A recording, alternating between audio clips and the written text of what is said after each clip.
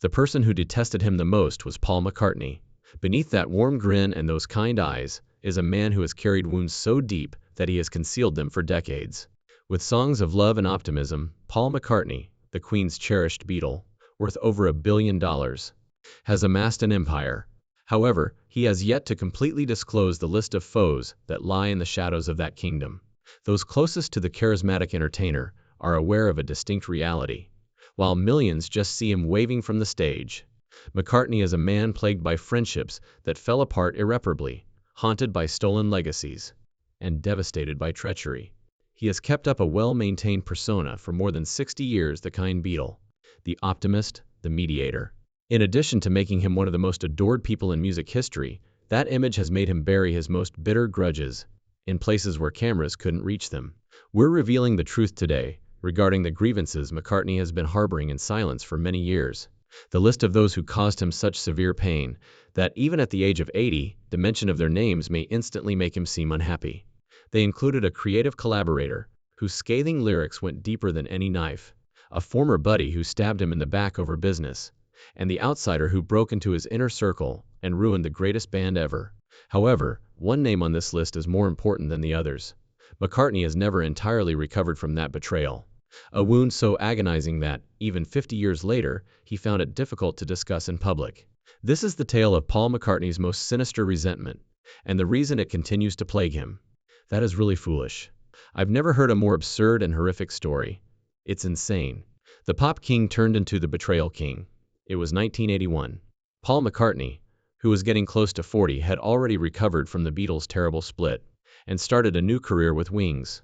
The 23-year-old rising star, Michael Jackson, was ready to take over the music industry with Thriller, having just released Off the Wall. It was more than just a collision of two musical worlds when they first met. It was the start of what McCartney thought was a true friendship. Together, they recorded singles including The Girl Is Mine and Say Say. They conversed with the younger Jackson behind the scenes for hours, learning from the seasoned McCartney. In one of those discussions, McCartney offered what he believed to be wise counsel for pals. Possession of song publishing rights was essential for sustained success in the music business. Paul proudly described how he has been investing in song catalogs from other artists. Years before, he had lost control of his own Beatles works, so he had learnt this lesson the hard way.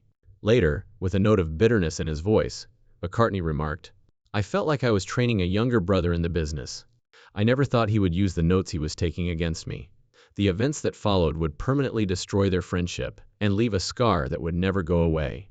The publication rights to almost 250 Beatles songs, including timeless hits like Today, Hey Jude, and Let It Be, were sold by ATV Music in 1985. Paul's musical legacy was the catalog, the world-changing tunes he and John Lennon had composed, and McCartney didn't even know the catalog existed, despite having the funds. At the height of his popularity as a superstar, Michael Jackson jumped in and paid $47.5 million to buy the whole repertoire. Paul was devastated to find out who had purchased his life's labor.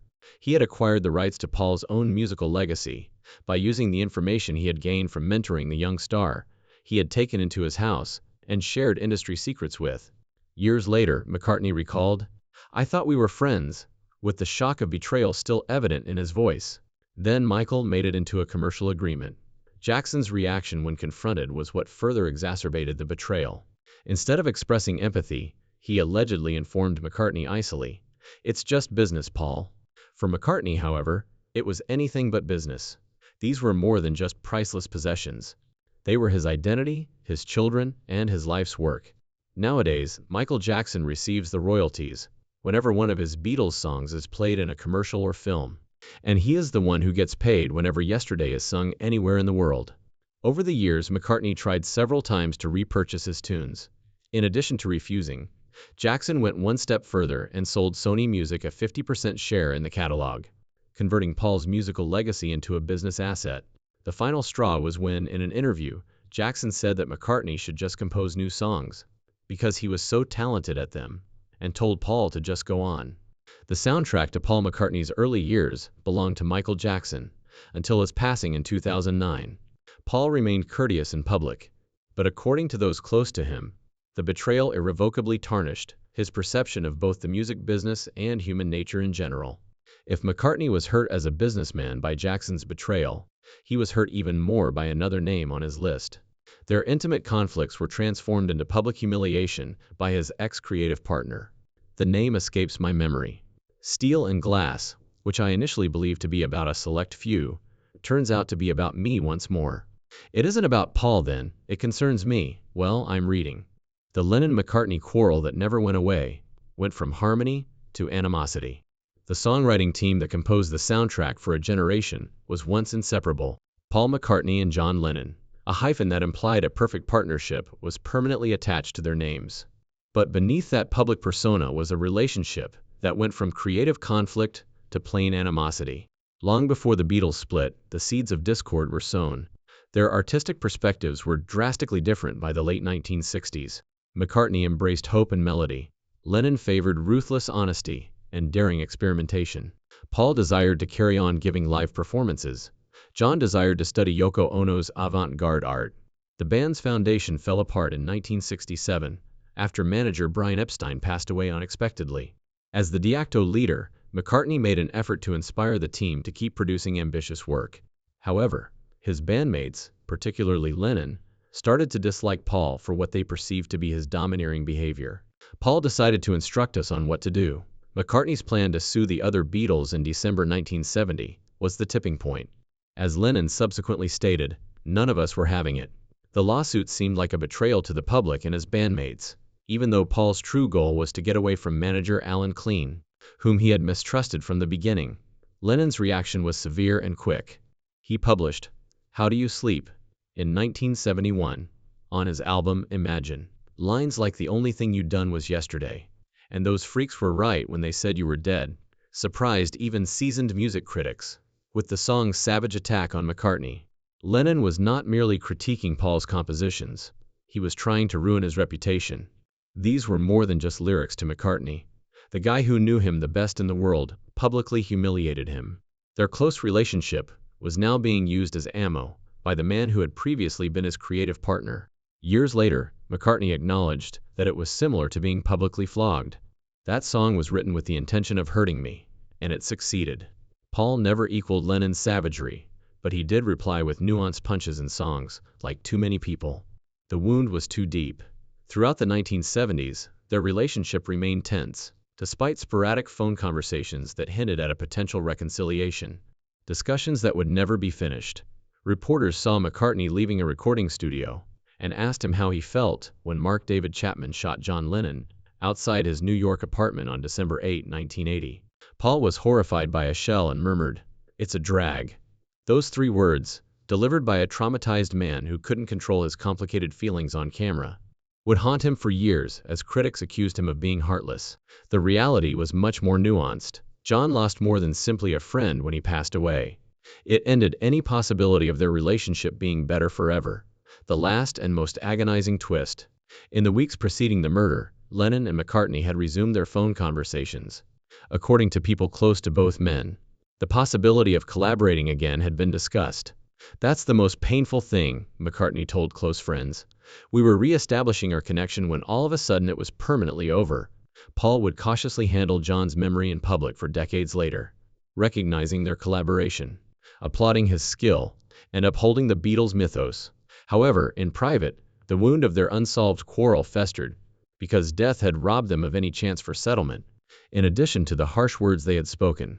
As Paul was still plagued by John's ghost, another character the Lady McCartney felt had stood in his way with his creative partner entered the Beatles' narrative and would become the object of his deepest, most enduring animosity. For me, it was an extremely thrilling period. Yes, the lady who broke up the Beatles.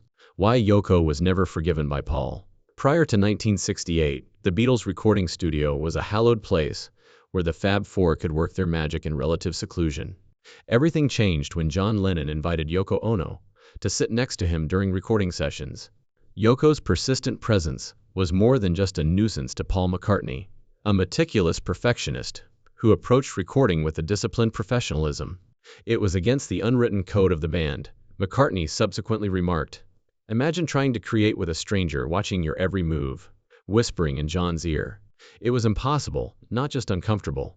McCartney was more troubled by John's drastic transformation around her than by Yoko's mere presence. The creative partner, who used to spend hours exchanging ideas with Paul, now listened to Yoko's viewpoint. As John and Yoko began to act more and more like a pair within the band of four, the already tense democratic process among the Beatles broke down. Choosing his words carefully, McCartney previously said, "I don't resent Yoko for being with John. However, I detest how everything changed after she showed up." Paul began to see Yoko as the reason behind the Beatles' demise when they broke apart. Even while he didn't frequently publicly criticize her, his interviews were full of scathing allusions to outside forces and unfit individuals.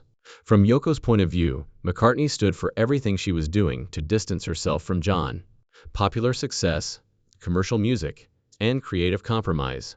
She openly expressed her contempt for Paul's work, calling his tunes pop songs in contrast to John's creative output.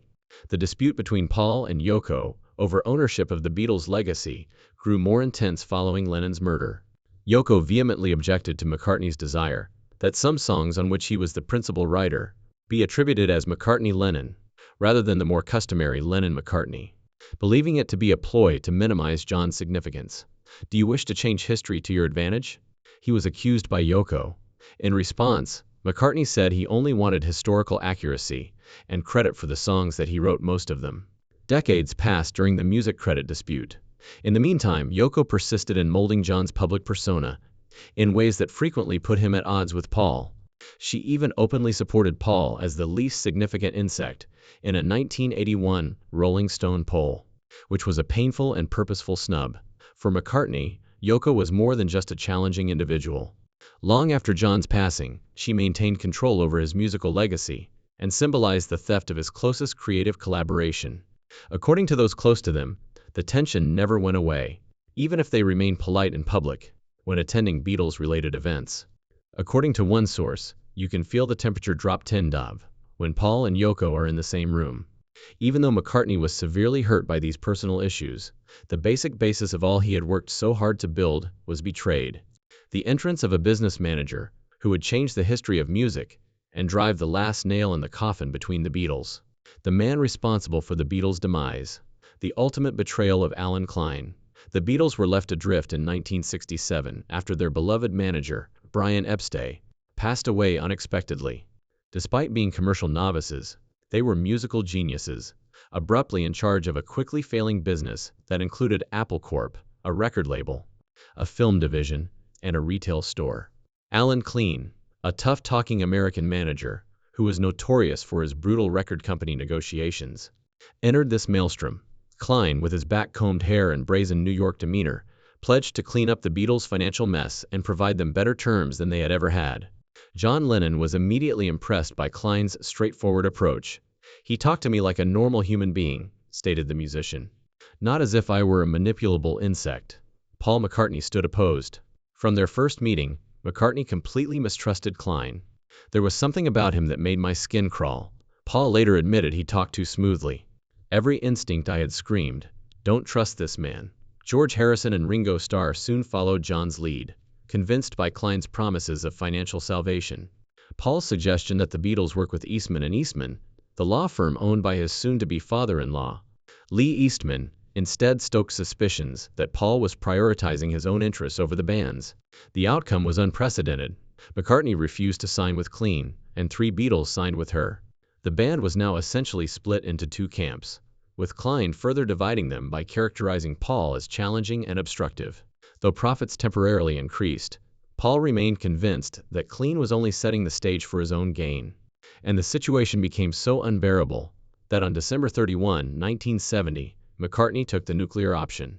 Klein started restructuring Apple Corp., firing longtime employees and canceling projects. And McCartney watched in horror as the company they had built was transformed.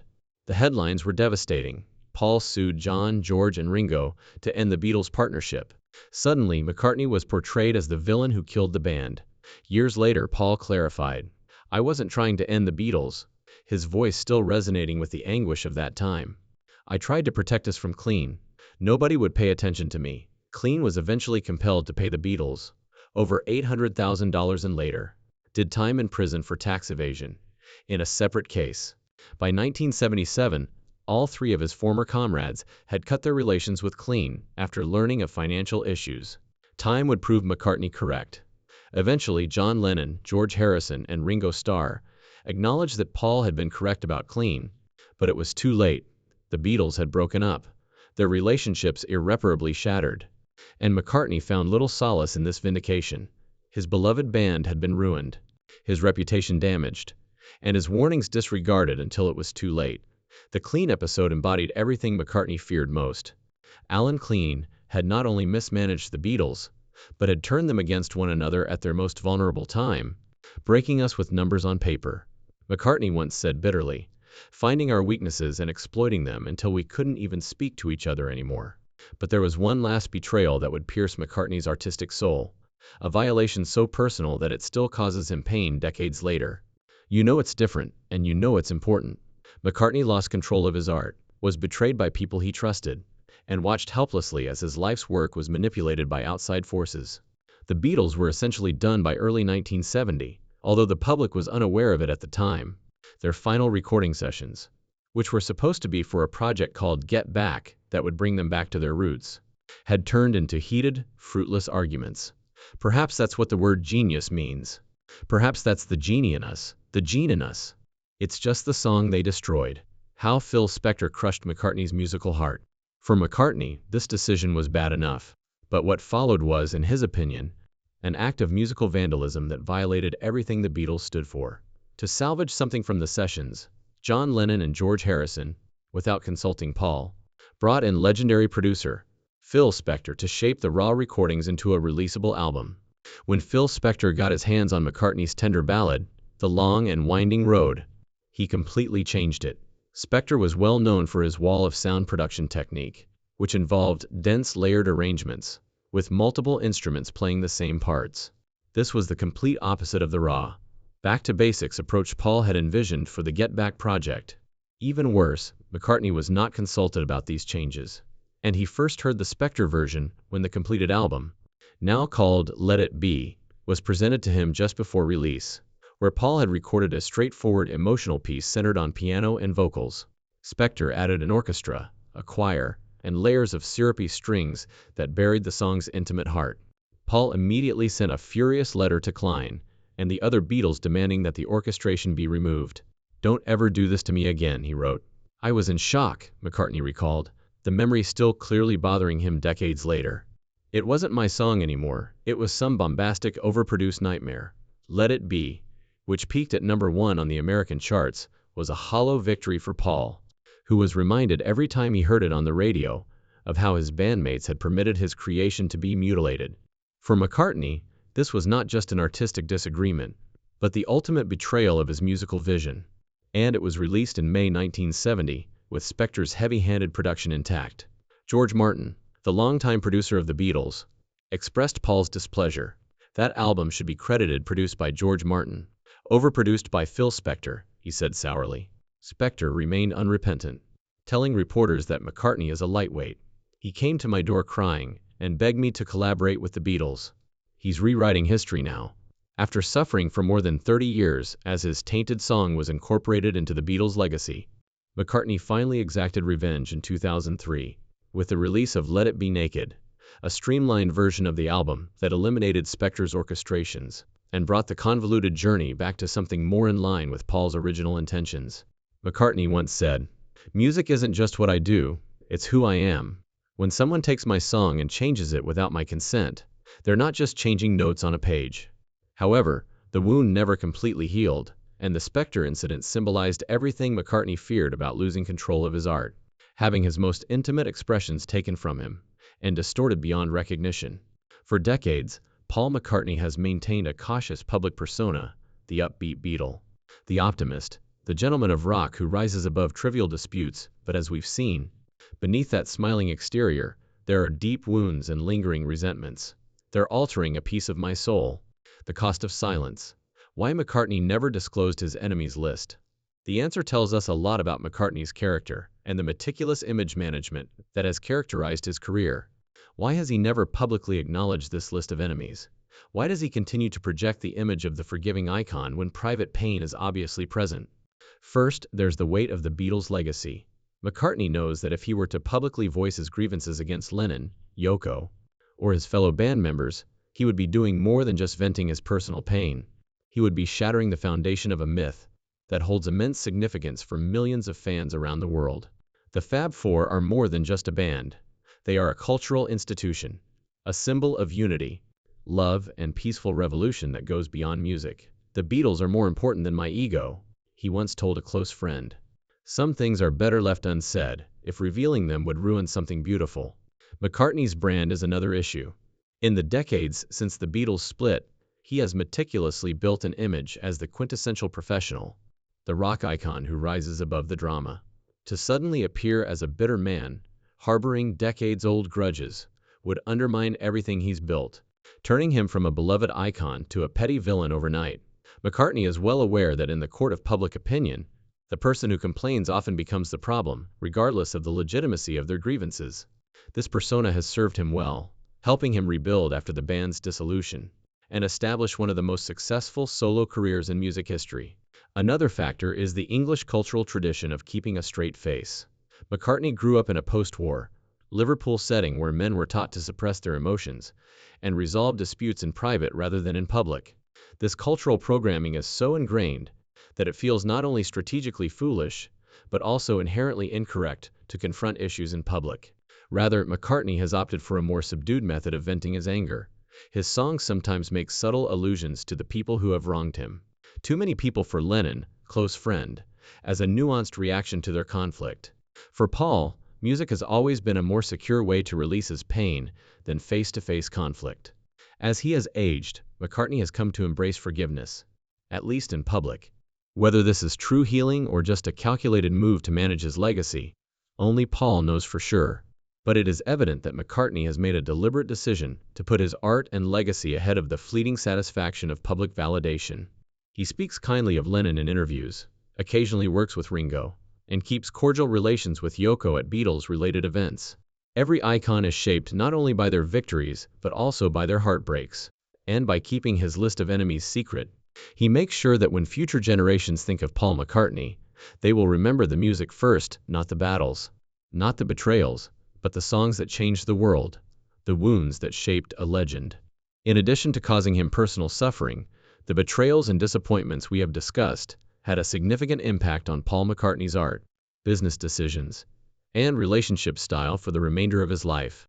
After losing control of his Beatles catalog to Alan Klein, and then Michael Jackson, McCartney became renowned for being meticulous about business matters. The man who once signed contracts without reading them became one of music's most astute businessmen, creating a publishing empire and vigilantly safeguarding his creative rights. From his Wings period on, Paul either self-produced his albums or collaborated with producers who understood their role was to serve his vision, not impose their own. McCartney was adamant about keeping full creative control over his work because he was hurt to see the long and winding road changed by Phil Spector.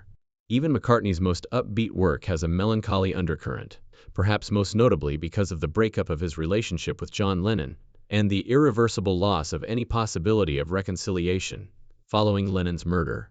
Songs like Here, Today, written after John's passing, show the depth of grief and regret that McCartney carries beneath his happy exterior.